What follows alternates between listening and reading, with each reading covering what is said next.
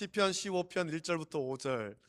사실 이 지난주에 우리 재직회 때 나눈 말씀인데 제가 좋아하는 시편 중에 한 편이기 때문에 이 말씀을 우리 성도들과 함께 나누기를 원해서 오늘 말씀을 준비했습니다. 그래서 시편 15편 이 말씀으로 하나님과 교제하는 사람, 이 제목으로 하나님 말씀을 함께 나눕니다.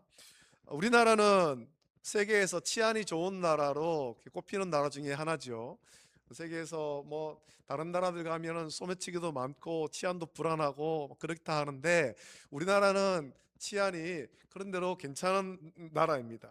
한국을 처음 방문한 외국인들이 아주 놀라웠게 여기는 그런 풍습들이 있잖아요. 우리가 알다시피 카페에서 사람들이 노트북과 뭐 또 가방, 귀중품이 드는 가방, 심지어는 고가의 스마트폰, 심지어는 이제 지갑을 테이블 위에 그대로 놓아둔 채로 이제 카운터에서 음료 받아가세요 알림이 오면 그 놔둔 채로 음료 받으러 가거나 뭐 심지어는 화장실에 다녀오기도 합니다.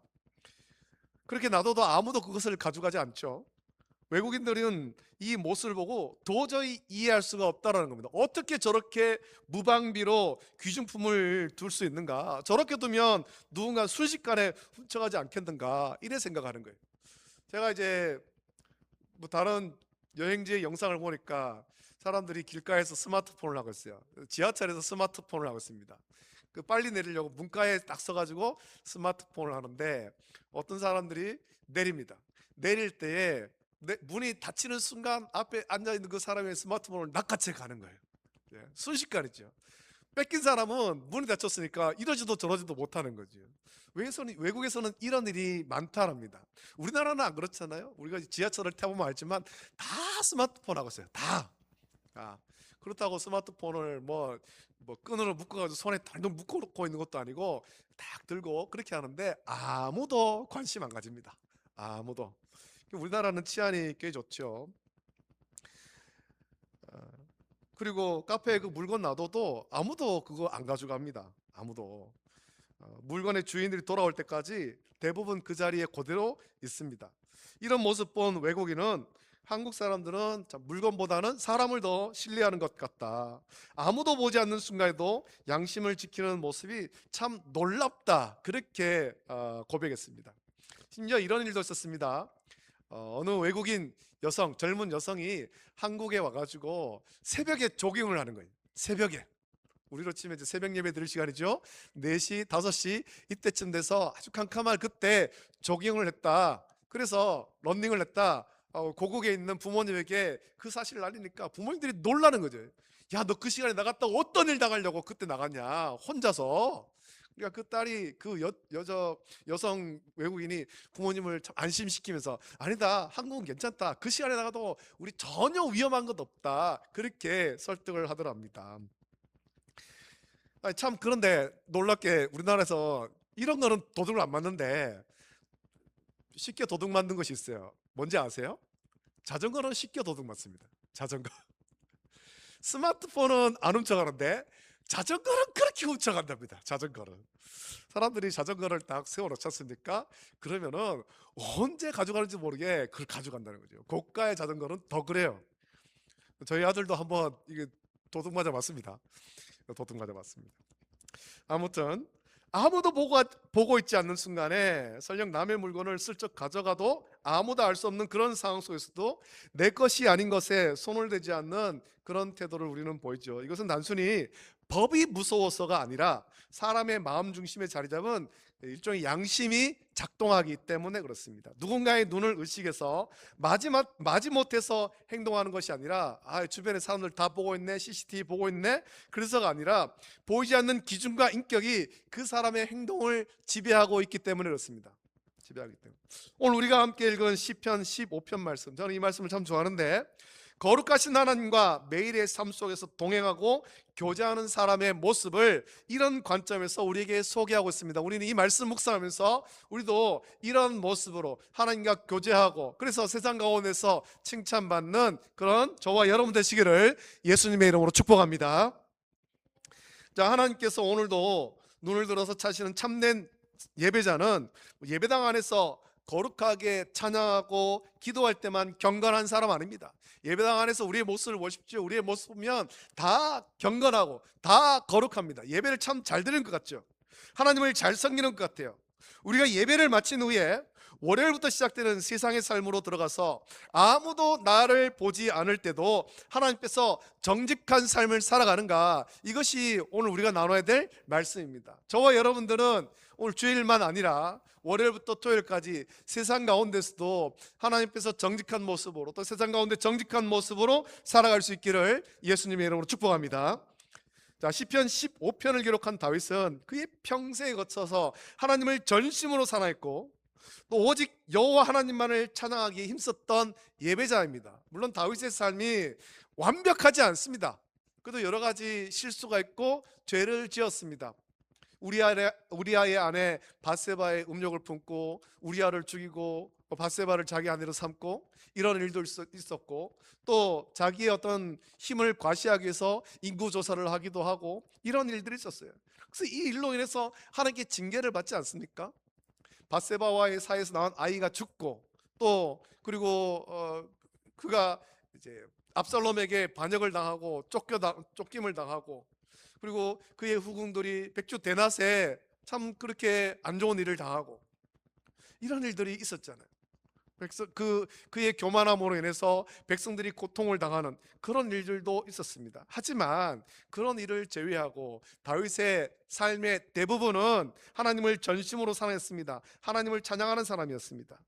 다윗은 하나님을 간절히 사모하는 마음으로 오늘 말씀 보면 여호와여 주의 장막에 머무를 자 누구며 주의 성산에 사는 자 누구니까? 라고 질문합니다. 하나님 도대체 어떤 사람이 거기에 삽니까?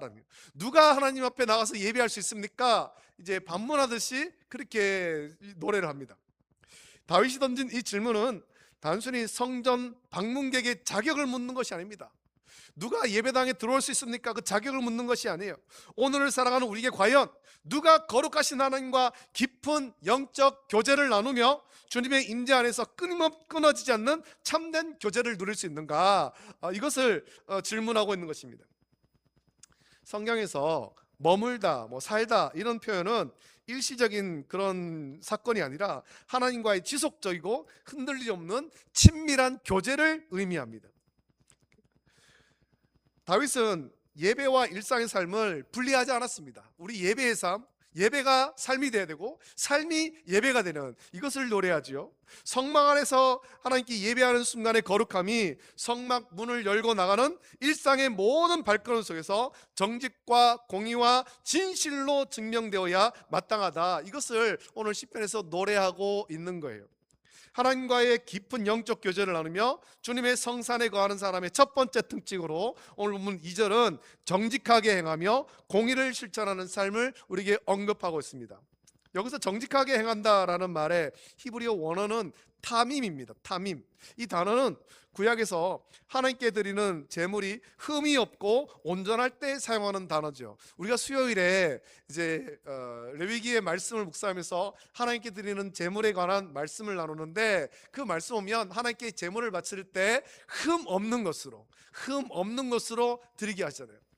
이게 흠이 없다, 이게 타밈이에요. 이것은 인간이 우리가 죄를 전혀 짓지 않는 완전 무결한 상태를 의미하는 건 아닙니다. 여러분, 저와 여러분들은 그게 완전 무결하지 않습니다. 우리는 바울도 말했다시피 의인은 한 명도 없습니다.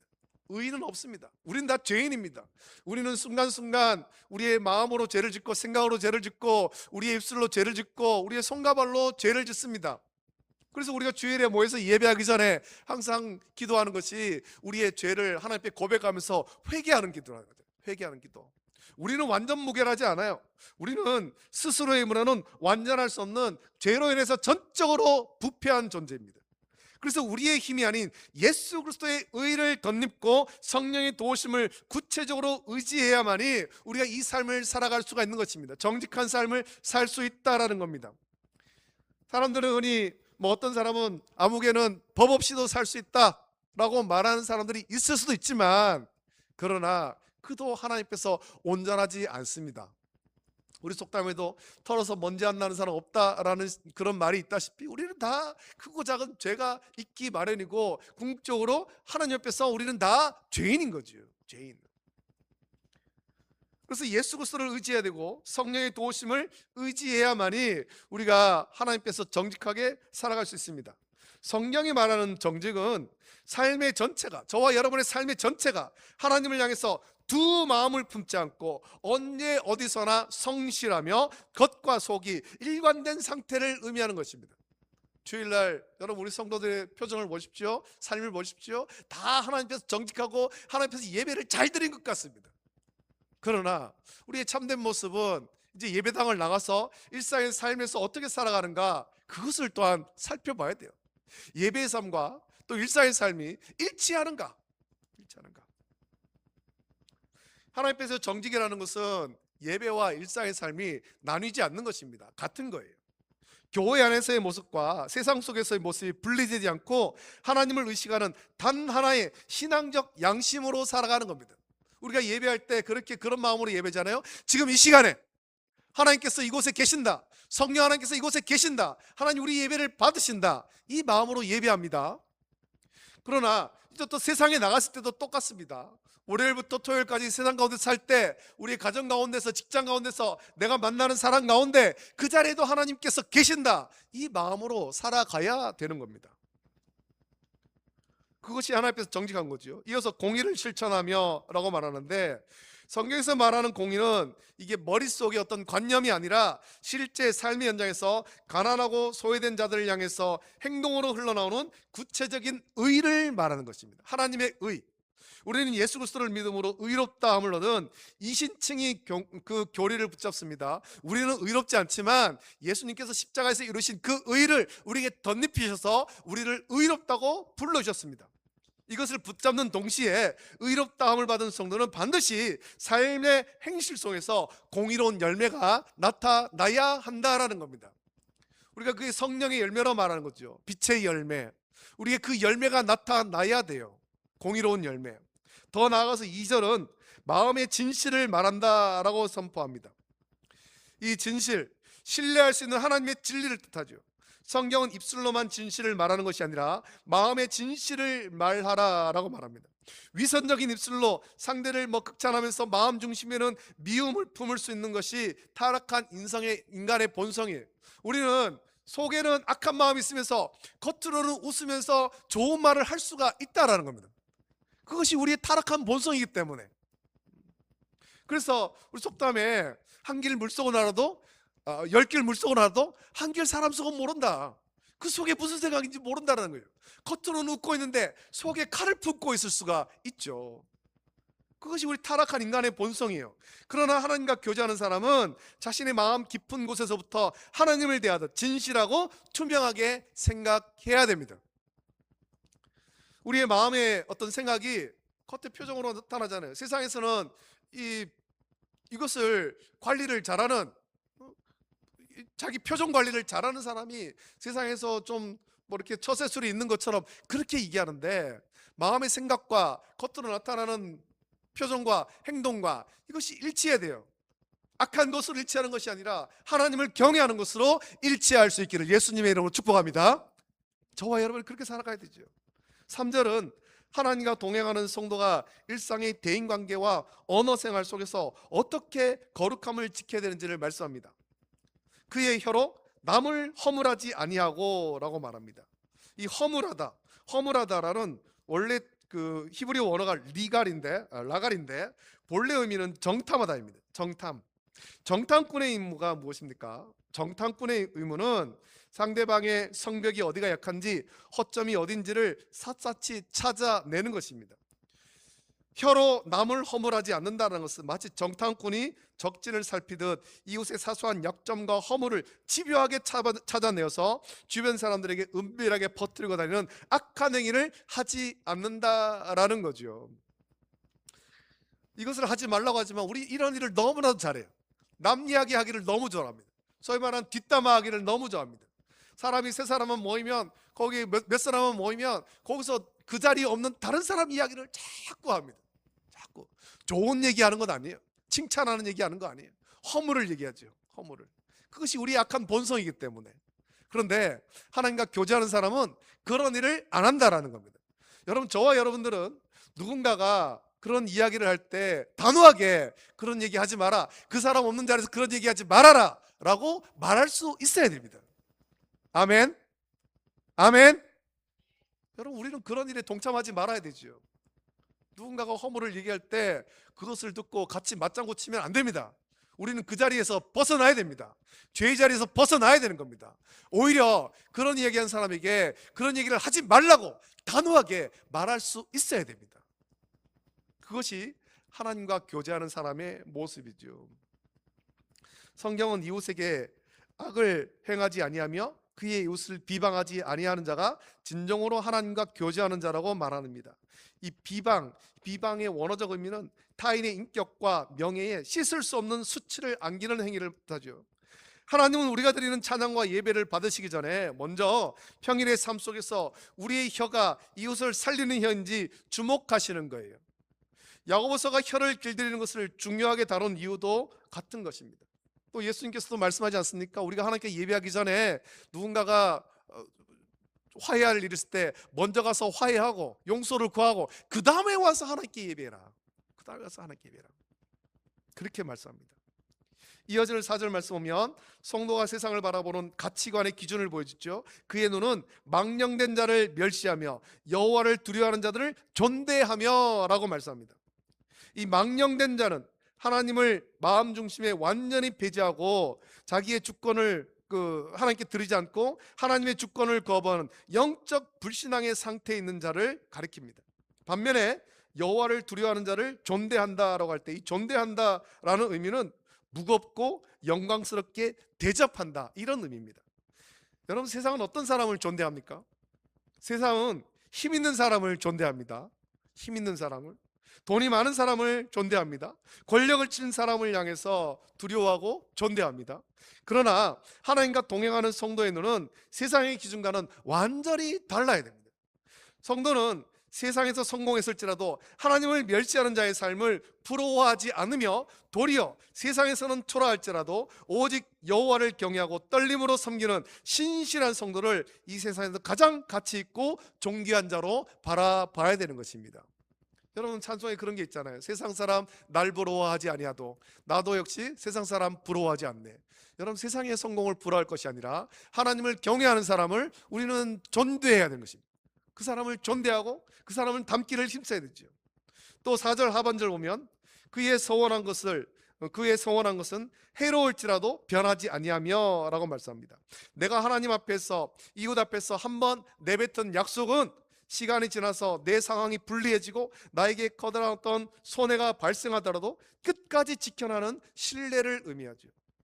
오늘날 세상은 조금이라도 손해가 될 것 같으면 온갖 핑계를 대며 약속을 뒤집는 것을 당연하게 여깁니다. 그러나 하나님과 교제하는 성도는 자기 자신에게 결정적으로 불리해지는 순간이 올지라도 우리가 항상 하나님 앞에 서 있다란, 그래서 코람되어 우리가 하나님 앞에 서 있는 그 신앙을 가지고 신실함을 절대 포기해서는 안 됩니다. 나의 이익보다 하나님의 영광과 성도의 명예를 더 무겁게 여기기 때문이죠. 마지막으로 5절 보면 경제생활의 영역에서도 성도가 드러내야 될 성결을 명령합니다. 이자를 받으려고 돈을 구워주지 아니하며 라고 말씀합니다. 출애굽기 22장 25절과 레위기 25장 35절부터 37절 보면 가난한 형제에게 돈을 구워줄 때 이자를 받지 말라라고 명령하십니다. 이 말씀의 본질적인 의미는 당장 먹고 살 것이 없어 생존의 위기에 처한 그런 가난한 이웃의 절박한 경제적 그 아픔을 이용해서 나의 이익을 채우는 착취 행위를 금지하신 거예요. 하나님과 교제하는 성도는 가난한 이웃의 약점을 자기의 어떤 성공의 기회로 삼지 않으며 도리어 긍휼의 마음을 가지고 돕는 삶을 살아야 한다는 겁니다. 내 이웃을 내 자신과 같이 여기고 도리어 긍휼하게 되죠. 더 나아가서 뇌물을 받고 무죄한 자를 해하지 아니하는 자라고 말씀하면서 재판과 사법 영역에서의 철저한 공정성을 요구합니다.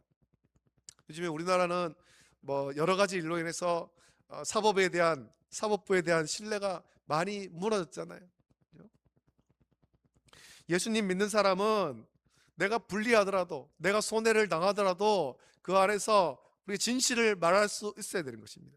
우리 하나님은 단순히 우리의 어떤 종교적인 행위, 종교적인 의식에만 갇혀 계신 분이 아니라 우리가 살아가는 우리 사회의 경제적 평등과 사회적 정의를 대단히 중요하게 여기시는 공의로우신 하나님입니다. 우리가 그냥 예배하는 것으로 만족하는 것이 아니라 세상 나가 살 때 사회에서도 하나님의 공의를 나타내기를 원하신다라는 겁니다. 저와 여러분들의 삶을 통해서. 그것이 세상의 빛으로 사는 것이고 세상의 소금으로 살아가는 거예요. 이제 다윗은 이 모두 거룩한 지침을 마무리 지으면서 5절 끝자락에서 이렇게 말하죠. 이러한 일을 행하는 자는 영원히 흔들리지 아니하리라 선포합니다. 흔들리지 아니한다, 이 흔들린다라는 것은 넘어지다, 무너진다 이런 뜻인데, 이것을 절대 무너지지 않는다 이런 뜻으로 다윗은 말하고 있습니다. 이것은 세상에서 물질적으로 무조건적인 성공과 번영만을 누리게 될 것이라는 기복주의 약속이 아니에요. 하나님을 섬기는 자는 세상에서 다 성공한다, 그런 말씀이 아닙니다. 하나님을 믿고 구원받은 성도가 예수님과의 생명의 관계 안에서 우리가 이 땅 가운데 살 때 어떤 환난과 풍파가 몰아칠지라도 결코 영적으로 파멸하지 않고 견고하게 붙들려 서 있게 될 것이라는 성도의 교리를 선포하는 위대한 약속인 것입니다. 시편 15편은 우리가 어떻게 해야 구원 얻는가, 이런 구원의 조건을 제시하는 말씀이 아닙니다. 이미 하나님의 전적인 은혜와 주권적인 선택으로 구원받은 백성이 과연 이 땅에서 어떤 삶의 열매로 그 구원을 증명하며 살 것인가에 대한 말씀입니다. 저와 여러분들이 하나님을 믿고 예수 그리스도를 구주로 믿음으로 구원받았는데, 그렇다면 우리가 이것을 우리의 삶을 통해서 어떻게 증명할 것인가, 어떻게 나타낼 것인가. 예수님께서 우리에게 너희는 세상의 소금, 세상의 빛이라 말씀하셨는데, 어떻게 세상의 소금과 어떻게 세상의 빛으로 살아갈 것인가에 대한 말씀이에요. 다윗은 평생 성전 안에서의 예배와 성전 밖 일상의 삶을 단 한 번도 분리하지 않았습니다. 여러분, 우리가 교회 안에서 드리는 예배와 교회 밖으로 나가서 일상의 삶과 이것이 달라지면 안 된다는 거죠. 하나님의 장막에 들어가는 참된 예배자는 예배당에서 예배할 때만 거룩한 흉내를 내는 사람이 되어서는 안 됩니다. 내가 발을 딛고 살아가는 나의 가정이 예배의 처소가 되어야 되고, 우리의 일터가 정직의 현장이 되어야 되고, 이웃과의 관계 속에서 그리스도의 향기를 나타내야 됩니다. 하나님 우리와 함께 하심을, 내가 주님과 동행함을 우리의 삶을 통해서 세상 가운데 나타내야 되죠. 우리가 예수 그리스도의 의를 덧입고 성령의 도우심을 구체적으로 의지해야만이 이 삶이 가능한 거예요. 우리가 세상의 소금, 세상의 빛으로 살아가는 것, 그냥 내 마음이 결단한다고 되는 것 아니라 성령을 의지하여서 우리 날마다 기도할 때 이 삶이 가능해지는 것입니다. 저와 여러분이 성령의 충만함 받아서 인격과 삶이 근본적으로 변화되는 그 역사는 단순히 예배당 안에서 완성되는 것 아닙니다. 매일의 거친 일상에서 아무도 보지 않는 그 적막한 순간에도 하나님을 두려워함으로 정직하게 행하고, 손해가 올지라도 신실하게 약속을 지키며 이웃의 허물을 덮어주는 변화된 삶을 통해서 비로소 완성되는 겁니다. 저와 여러분들이 성령을 통해서 우리의 언어 생활이 변화되고 우리의 행동이 변화되어야 되죠. 우리가 하나님과 온전히 교제하면 우리의 예배와 삶이 성령 안에서 일치하여서 하나님께 모든 영광 돌려드리고 세상에서 칭찬받아서 그래 복된 삶을 살고 복음 전하는 귀한 성도가 되시기를 예수님의 이름으로 축복합니다. 이 시간에 함께 찬송가 같이 부르고 기도하겠습니다. 찬송가 314장 찬송 같이 부르고 기도하겠습니다.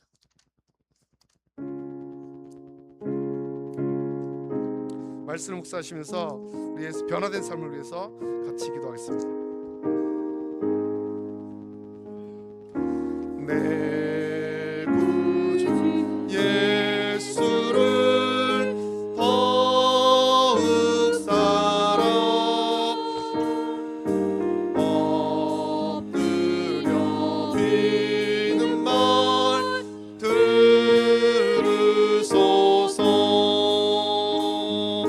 내 진정소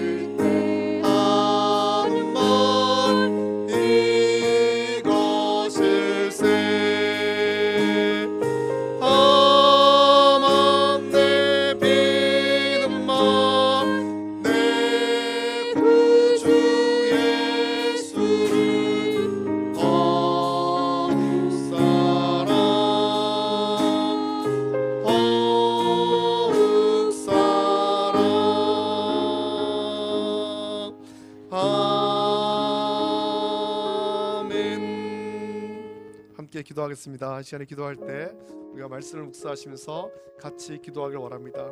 다윗이 노래했던 것처럼 여호와의 성산에 오를 자 누구며 주의 장막에 들어갈 자 누구입니까? 그 말씀 묵상하면서 하나님, 우리가 예배의 삶과 일상의 삶이 분리되지 않은 일치된 삶을 살게 하여 주시옵소서. 주일날 교회 와서 하나님을 예배할 때 하나님 앞에 계시다라는 마음으로 전심으로 예배했던 것과 같이 월요일부터 토요일까지 일상의 삶 속에서도 하나님이 나와 함께 하심을 믿고 또 순종하며 우리가 성령으로 변화된 삶을 살아갈 수 있도록 우리의 언어가 변화되고 우리의 삶이 변화되고 우리의 가치관이 변화될 수 있도록 은혜해 주시고, 그래서 우리의 변화된 성령으로 변화된 삶을 통해서 세상 가운데 하나님을 나타내고 복음을 전하는 그런 전도자의 삶을 살 수 있도록 지켜주시옵소서. 간절한 마음으로 합심하고 기도하고 한 주간의 삶을 선하게 인도해 달라고 이제 함께 기도하겠습니다. 참 좋으신 아버지 하나님, 사랑과 은혜를 감사합니다. 오늘 시간에 주의 전에 모여서 하나님을 예배하게 하심을 감사드립니다. 주신 말씀을 묵상합니다. 아버지 하나님, 우리가 아버지 하나님 주신 말씀을 이어가면서 하나님의 자녀로서의 합당한 삶을 살아갈 수 있도록 은혜를 부어 주시옵소서. 아버지 하나님, 다윗이 노래한 것처럼 누가 아버지 하나님 주의 성산에 오르고 누가 여호와의 장막에 들어갈 수 있습니까? 아버지 하나님, 우리가 정말 하나님과 영적으로 온전히 교제하면서 우리의 삶이 온전하게 변화될 수 있도록 은혜를 부어 주시기를 원합니다. 예배의 삶과 일상의 삶이 분리되지 않게 하시고 하나님을 영화롭게 하는 그런 삶이 되게 하시며 언제나 하나님 우리와 함께 하심을 믿고 섬기는 보람되어의 정신으로 살아갈 수 있도록 은혜를 베풀어 주시옵소서. 아버지 하나님이시여, 아버지 하나님, 우리가 아버지 하나님 주일 예배와 일상의 삶이 그동안 분리되어서 그래서 아버지 하나님 세상 가운데 어쩌면 아버지 하나님 온전히 더 세상 사람보다 더 악하게 살아가는 모습이 있음으로 인해서 아버지 하나님이시여, 참 우리가 많은 유명을 받았는데 이제 그것이 다시 한번 일치하게 하시고 예배와 삶이 일치할 수 있도록 주여 주시고 은혜를 베풀어 주시옵소서. 한 주간 삶을 살 때 우리가 연약하게 넘어질 때 성령 하나님께서 역사하셔서 우리를 붙잡으시고 이렇게 세워주시고 다시 말씀으로 깨닫고 회개하고 나아갈 수 있도록 인도하여 주시기를 간절히 소원하옵나이다. 감사합니다. 예수님의 이름으로 기도합니다. 참 좋으신 아버지 하나님, 감사합니다. 오늘 거룩한 주일 주의 전에 모여서 예배하게 하심을 감사합니다. 아버지 하나님, 예배할 때 우리가 구원의 기쁨과 감격을 누리고 성도들과 교제 나눌 때 참 기쁩니다. 그러나 이 거룩한 삶의 모습이 주일로만 끝날 것이 아니라 월요일부터 토요일까지 세상에 나가서 일상의 삶 속에서도 온전히 이어지게 하여 주시옵소서. 예배와 일상이 분리되지 않게 하여 주시옵소서. 일치하게 하여 주시옵소서. 예배가 삶이 되고 삶이 예배가 되게 하여 주시옵소서. 다윗과 같이 우리가 일평생 주님과 온전히 동행하는, 주님이 나와 함께 하심을 믿고 주 앞에 서 있는 자세로 살아갈 수 있도록 은혜를 베풀어 주시고, 또 그래서 우리가 성령으로 변화된 우리의 삶을 통해서, 성령으로 변화된 우리의 언어 생활을 통해서, 성령으로 변화된 우리의 가치관을 통해서 세상 가운데 소금과 빛의 역할을 감당하게 하시고 하나님께 공 돌리고 많은 사람들을 주께로 인도하는 전도자의 삶을 살 수 있도록 지켜주시옵소서. 이제 한 주간의 삶을 선하게 인도하시기를 간절히 소원하며 거룩하신 예수님의 이름으로 감사드리며 기도하옵나이다. 아멘. 우리 주님께서 가르친 기도로 예배를 마칩니다. 하늘에 계신 우리 아버지여, 이름이 거룩히 여김을 받으시오며 나라가 임하시오며 뜻이 하늘에서 이루어진 것 같이 땅에서도 이루어지이다. 오늘 우리에게 일용할 양식을 주시옵고 우리가 우리에게 죄 지은 자를 사하여 준 것 같이 우리 죄를 사하여 주옵시오. 우리를 시험에 들게 하지 마시옵고 다만 악에서 구하시옵소서. 나라와 권세와 영광이 아버지께 영원히 있사옵나이다. 아멘.